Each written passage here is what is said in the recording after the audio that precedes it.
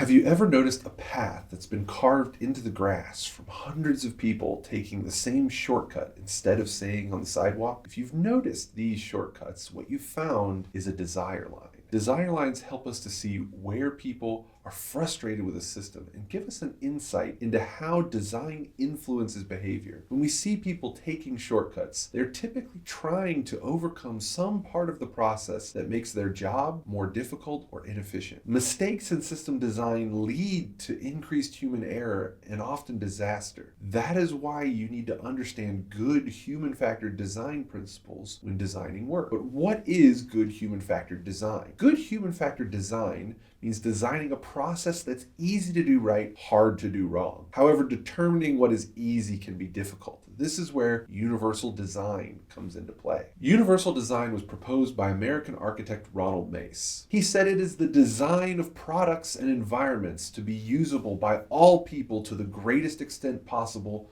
without the need for adaptation or specialized design. At the age of 9, he contracted polio, which led him to spending a year in the hospital. After recovering, he used a wheelchair for the rest of his life. His struggles led him to recognize the need for a design guide that didn't just accommodate himself and his struggles, but also the broad spectrum of people who use and interact with various products and work environments. So what makes a design a universally acceptable one? There are several keys that this video will explore. The first of the 7 keys is equitable use. Is the design useful to all people with diverse needs? An easy example for understanding diverse needs is height. Take a second and stand up. Look around your room. What signs, labels, screens, indicators can you see? I want you to take a second and squat down. Maybe sit back in your chair or go all the way to the floor. How has your view changed? Are all of those signs or labels still readable and visible? People come in many different heights and sizes. I'm currently 6'2". My wife is 5'2". A foot height difference means I can see on the top of the fridge. She's never seen the top of anything. An equitable process must provide the same means of use for all users, identical whenever possible and equivalent when not. Many tests for safe processes utilize a standard idea of a user, but in a workplace filled with diversity, the standard may overlook important factors. I've worked with people who are over 6'8",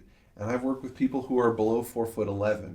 They have to use the same pieces of equipment. They have to use the same process. So you have to work in a design that can accommodate diverse needs and diverse perspectives. Universal design must also avoid segregating or stigmatizing any user and make provisions for privacy, security, safety, quality available to all. A common piece of legislation that was brought up was restrooms. There used to be a time when certain businesses had only men's restrooms, or perhaps they had an all-white and colored restroom that were located in different places. Design needs to eliminate these segregations and look for how can we provide the same or equal access to tools, equipment, and processes for all people, and doing it in a way that's both safe and comfortable for users. The design should also be appealing to all. The easiest way to accommodate equitable use is by ensuring that you are evaluating not just the average user of a product or system, but stress testing the extremes of the human condition. The second of the 7 keys is flexibility in use. This takes the same idea of a false standard and requires that designs accommodate a wide range of individual preferences and abilities. For example, left-handed people often have difficulty writing on the same desk, which was built to support a right-handed person's arm. Separated desks and chairs would have a better flexibility of use and allow both right and left-handed people to support the arm they need when writing equally. The guidelines for flexible use follow these same principles. Provide the choice in the method of use, accommodate right and left-handed access, facilitate the user's accuracy and precision, and provide adaptability to the user's pace. A good example of this would be thinking about grinders. If that disc is going to be spinning a certain direction, how must a user hold it to safely use it? We can think about there's an expected use, but can I accommodate and adjust things to work for a right-handed or left-handed person? The tools, systems, and layout all can affect and accommodate different people's use and flexibility in use. Building choice and flexibility into the system allows employees to have control over the way they operate without making room for shortcuts and mistakes to be made. The third key is simple and intuitive use, which focuses on how easy the design is to understand. For example, if you've ever pushed repeatedly on a door only to later find that it said pull, you've come across a Norman door. Norman door was described by Don Norman, who is famous in the world of design, and he talked about looking for signifiers, things that bring your attention, make it clear. A sign, if you look at the door, is it a push bar or something that looks like a pull handle? These simple signifiers key us into what action we should take. And when they get crossed, where you have a push bar on a pull door, mistakes get made. I hate doors! In order to be intuitive, understanding needs to be accessible regardless of the user's experience, knowledge, language skills, or current concentration level. The design should eliminate unnecessary complexity and be consistent with the user's expectations and intuition. It should also accommodate a wide range of literacy and language skills, using simple words or phrases and images so that the correct usage is immediately apparent at a glance.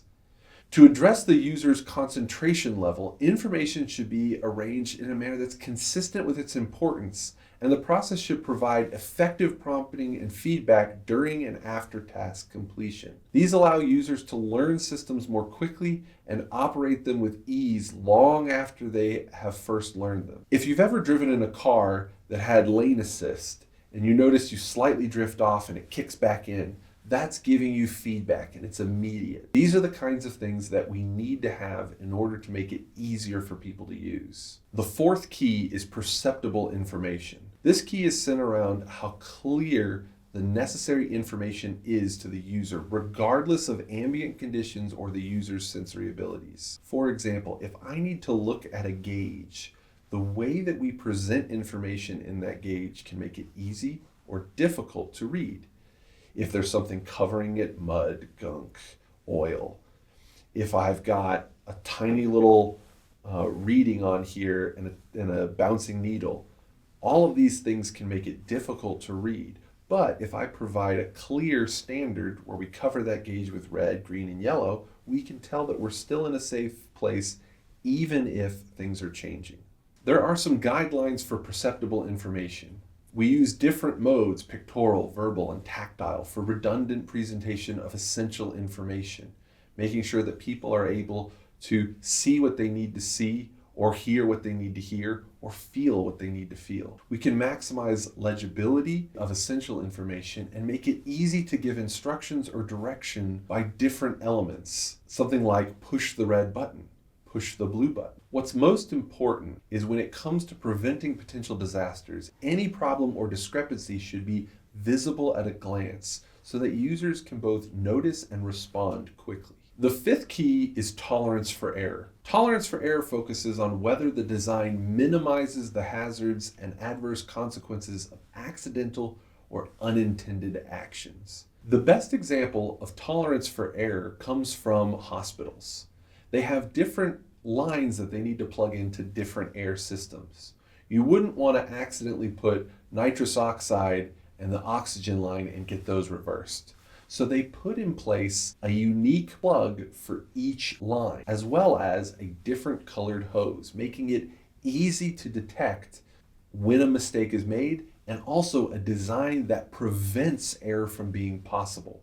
This is also where the 5 R's of inherently safe design come into play, are remove, replace, reduce, relocate, and restructure. These can help you design a system with a high tolerance for error, protecting employees from the dangers that could come with inevitable mistakes. If you want to learn more about the 5 R's, you should check out our recent podcast on controlling high energy hazards. The sixth key is low physical effort. This principle focuses on whether or not a design can be used efficiently and comfortably with a minimum of fatigue. There's a lot of processes that people follow that require repetitive movements over a long period of time.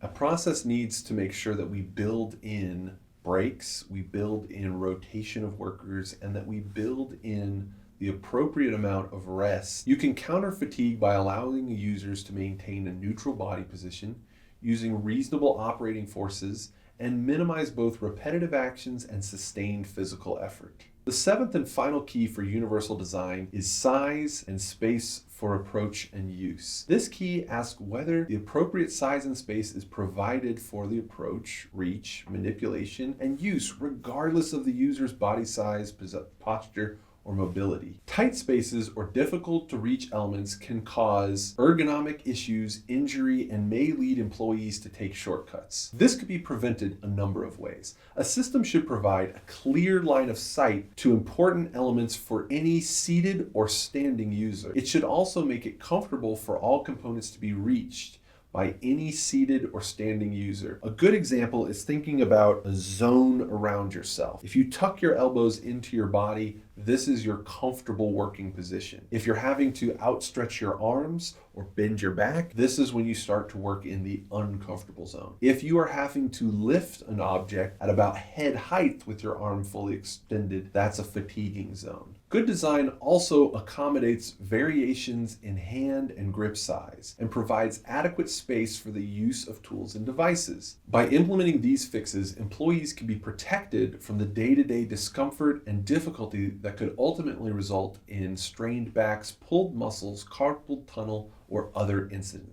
All of these keys can help you to design a safer, more useful system, but finding these opportunities can be difficult for your employees. Taproot gives your employees the right questions to ask to find the causes of human performance difficulties. Whether it's preemptive or reactive, Taproot can help you find exactly where the weak spots in your system remain and save you from future incidents. Our world-leading root cause analysis system helps you learn how to find root causes the right way. You can sign up for one of our courses and start transforming your system today at taproot.com.